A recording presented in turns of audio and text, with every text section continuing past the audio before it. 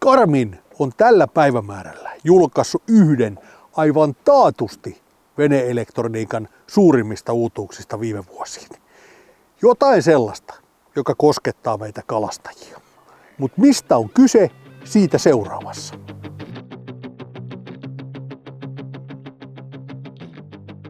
Mikä voisi olla sellaista, mikä on kalastajien mielestä päräyttävää?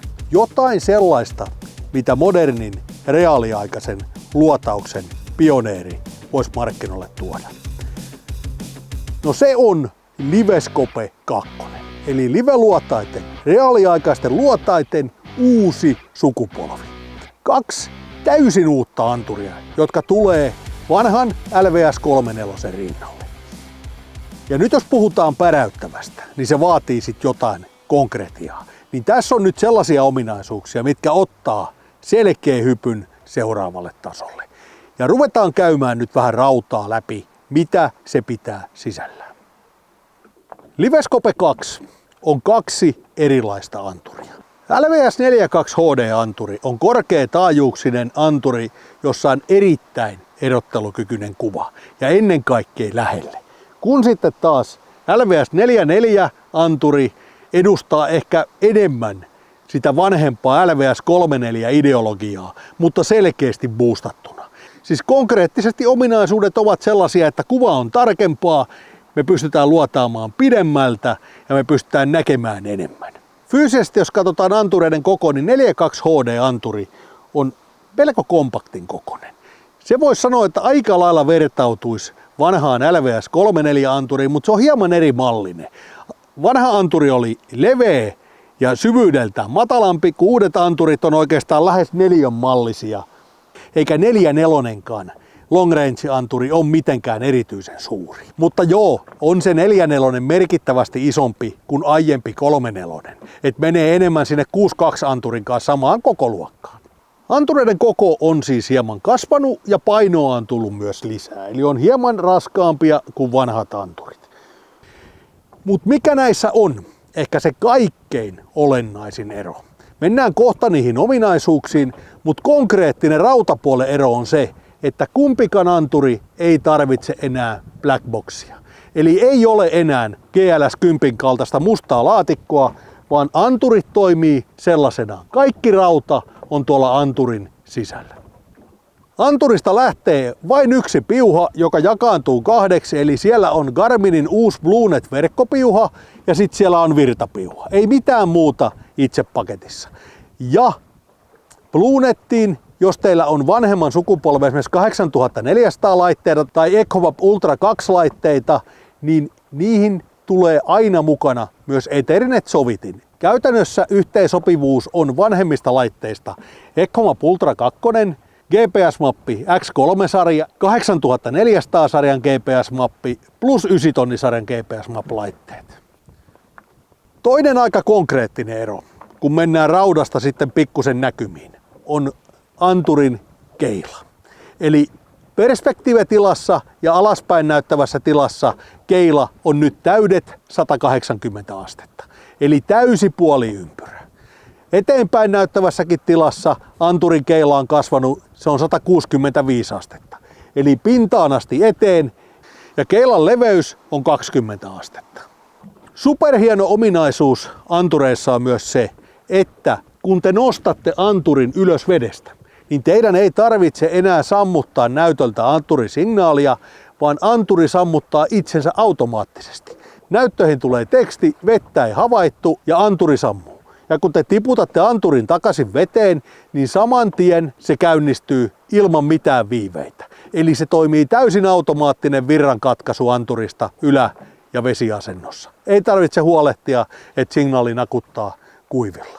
No meillä oli siis ilo päästä testaamaan näitä ennakkoja. Me ollaan nyt sen verran näiden antureiden kanssa päästy vesillä pyörimään, että on muodostunut aika selkeä käsitys, miten nämä eroavat vanhasta, miten nämä tuo lisäarvoa, miten nämä toimii ja miten nämä vertautuu toisiinsa, eli LVS 42 HD ja LVS 44. Ja vertailu on luonnollisesti tehty myös vanhempaan LVS 34 anturiin, joka meillä on Spypolessa kiinni, että on päästy vertaamaan hyvin kaikkia 3 anturia keskenään.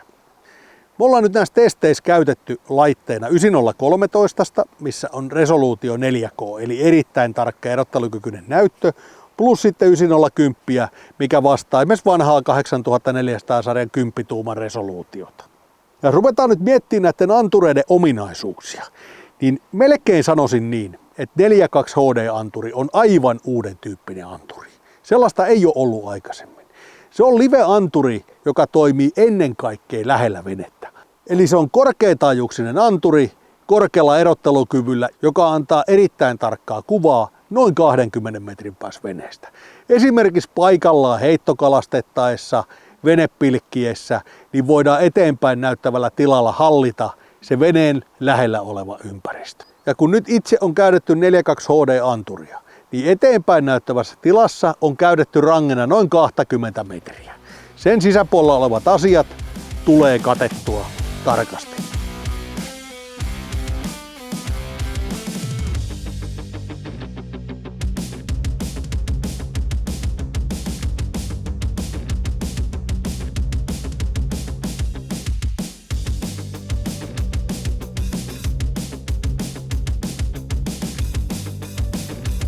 Mutta ennen kaikkea se 15-10 metriä ennen venettä, niin supertarkasti erottuu pienet kalat, ihan kaikki yksityiskohdat, mitä siellä veden alla on. Mutta sitten taas kun se käännetään perspektiivitilaan, niin itse asiassa se range hieman laajenee. Me ajettiin 4.2 HD:tä 30 metrin rangella ja se kertoo hyvin tarkasti pohjan struktuurit ja kaikki, mitä sieltä alta tarvii tietää. Eli se voi sanoa, että se ei vertaudu se 4.2 vanhaan 3.4 tai 3.2 käytännössä millään tavalla. Se on ihan uuden tyyppinen anturi niin sanotusti lähitaisteluihin, eli mitä tapahtuu siinä veneen lähiympäristössä, siihen käyttöön. Mutta sitten jos me hypätään oikeasti siihen 4.4 anturiin, niin joku voisi miettiä, että onko tämä nyt se, millä korvataan se aiempi 6.2. Ei ole. 4.4 on yhtä lailla hieman uuden tyyppinen anturi.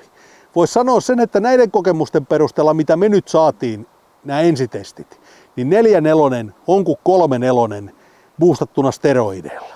Eli merkittävästi pidemmällä rangella, paremmalla erottelukyvyllä, mutta ihan samaan tekemiseen, missä on hyödynnetty vanhaa 3.4. Miltä kuulostaa, että voidaan ajaa esimerkiksi luotausvauhteja ja pitää rangena jopa 5-60 metriä. Kokeiltiin jopa 70 metriä. Siten, että pohja erottuu ihan loppuun asti, yksityiskohdat erottuu, mutta toki täytyy ymmärtää, että kun range kasvaa pitkäksi, niin eihän niiden objektien näkyminen sieltä kaukaa, esimerkiksi perspektiivissä, ole sama asia. Jos ajatellaan, että luodataan, etsitään vaikka struktuureita, pohjakivikoita, karikoiden reunoja, niin me saadaan se tieto merkittävästi aikaisemmin kuin vanhalla anturilla. Mutta kun sitä nyt harjaantuu silmä sitä lukemaan, niin mä uskon, että pystytään ajamaan helposti 10-15 metriä pidemmällä rangella kuin aikaisemmin. Ja miettikää, mitä se tarkoittaa turvallisuudelle, veneilyyn, matkaveneilijöille, kalastusveneilijöille, meritaimenen kalastajille, että me hallitaan 180 asteen ja 50 metrin etäisyys veneen joka puolelta, esimerkiksi kivien osalta. Voi melkein väittää, että kiviosumat vähenee aika radikaalisti. Ja sitten eteenpäin näyttävässä tilassa se 4.4 on ihan super.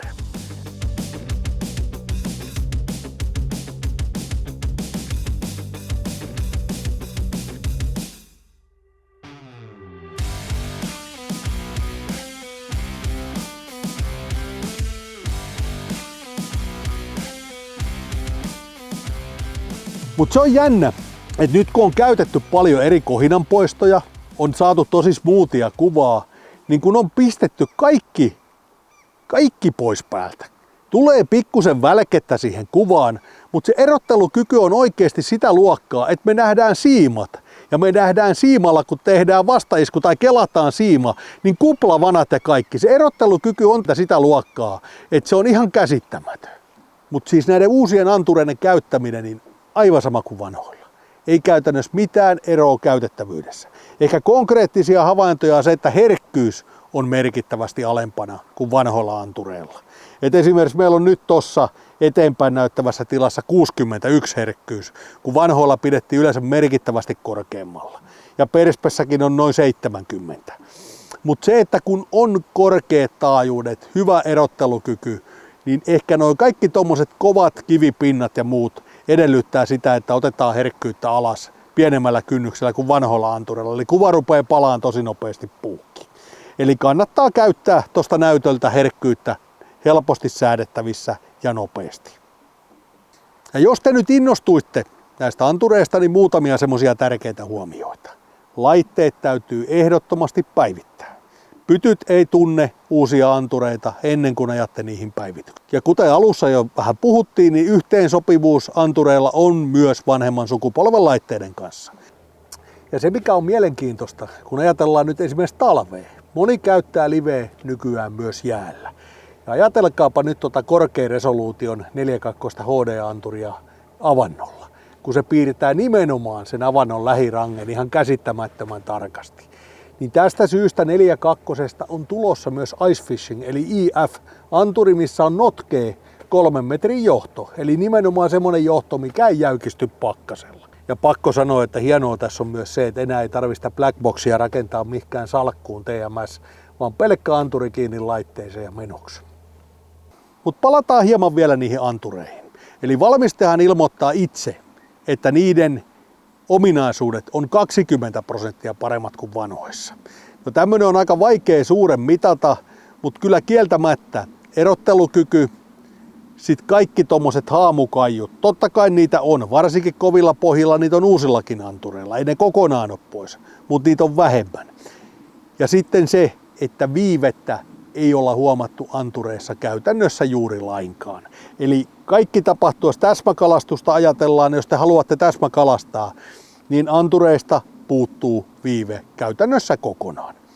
Me ei itse nyt niin paljon täsmäkalasteta, mutta muutamia kaloja on heitetty siten, huomattu nämä asiat ihan konkreettisesti.